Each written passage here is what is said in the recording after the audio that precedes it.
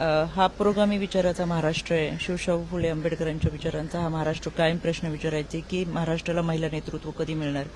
आणि मला असं वाटतं की आज आदरणीय वहिनींच्या रूपाने पहिली महिला उपमुख्यमंत्री म्हणून महाराष्ट्राला एक महिला नेतृत्व मिळाले.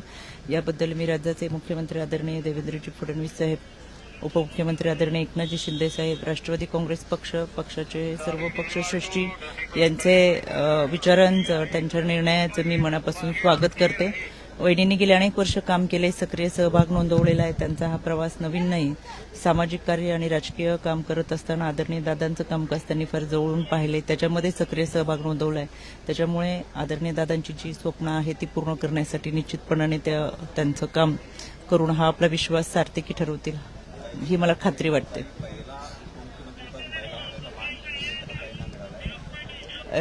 एक राज्य महिला आयोगाचे अध्यक्ष या नात्याने खऱ्या अर्थानं महिला धोरणाला इतकी वर्ष पूर्ण झाल्यानंतर महाराष्ट्राला पहिली महिला उपमुख्यमंत्री मिळाली आहे. आणि म्हणून महाराष्ट्रातल्या तमाम महिला भगिनींना या गोष्टीचं निश्चितपणाने समाधान वाटत असेल की एक महिला आज उपमुख्यमंत्री पदाची शपथ घेते आणि निश्चितपणाने ती ही धुरा, ही सूत्र अतिशय चांगल्या पद्धतीने सांभाळेल ही एक महिला म्हणून आमच्या सगळ्यांची भावना आहे.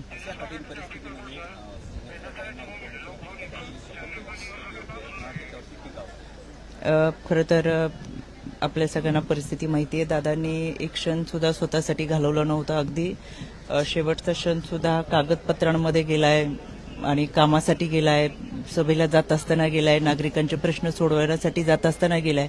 ज्या माणसाने संपूर्ण आयुष्यामध्ये कधीही वेळ वायाला घालवू नये, कायम जनसेवेसाठी दिला, त्या व्यक्तीची पत्नी म्हणून, अर्धांगिनी म्हणून साहजिकच त्यांची जबाबदारी मोठी आहे, ती त्यांनी ओळखली आहे. आणि म्हणून असं वाटतं की भावना महत्वाच्या आहेतच, पण त्याच्याही पलीकडे जाऊन कर्तव्य सुद्धा महत्वाचं आहे. आणि म्हणून जन्म देणारी मातृतुल्य आई आणि अर्धांगी यांच्या इतका वेदना इतर कोणाला झाल्या नसतील कदाचित, पण त्या दोघींनीही त्यांच्या वेदना बाजूला ठेवून जो जनसेवेचा आपल्याला वारसा चालवायचा आहे तो पेलण्यासाठी हे दुःख बाजूला ठेवत खऱ्या अर्थानं आपल्या कर्तव्याला प्राधान्य दिलंय.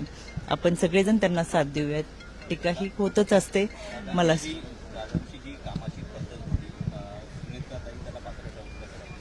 असं वाटतं आपण त्याच्यावरती आता चर्चा करण्यापेक्षा आणि त्या काय करतील काय नाहीपेक्षा, ते नवीन नाही आहेत.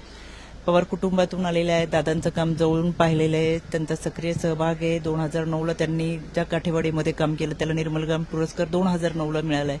त्याच्यानंतर त्यांची वाटचाल प्रगतीकडे होत गेली. त्यांनी राज्यसभा सदस्य म्हणून काम केलेलं आहे. प्रचंड अनुभव त्यांच्याबरोबर आहे. त्याच्यामुळे निश्चितपणाने आपल्या सगळ्यांच्या ज्या अपेक्षा आहेत त्या लिलया पेलतील हा विश्वास वाटतो. आजच्या संपूर्ण शपथविधी सोहळ्यासाठी जय पवार होत्या, त्यांच्या पत्नी होत्या, मात्र बाकीचे जे पवार कुटुंबीय होते ते कुठेतरी हजर नव्हते, अनुपस्थित. आपल्या सगळ्यांना माहिती आहे कोणत्या परिस्थितीमध्ये शपथविधी झालेला आहे. त्याच्यामुळे देशात, राज्यात अशा अनेक घटना झाल्या आणि त्या घटना घडून गेल्यानंतर महाराष्ट्राच्या जनतेसाठी, जनसेवेसाठी ह्या सगळ्या गोष्टीत काही ठिकाणी 24 तासामध्ये सुद्धा शपथविधी झाला.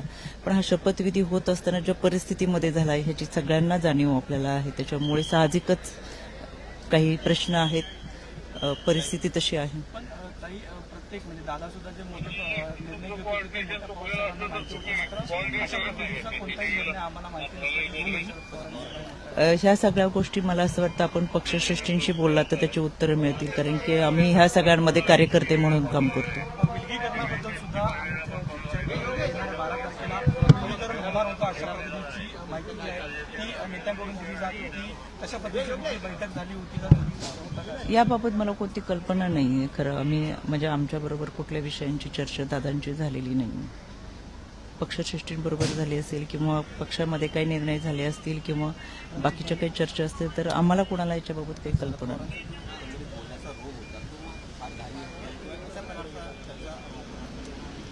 याबाबत खरंच आम्हाला काही कोणाला कल्पना नाही.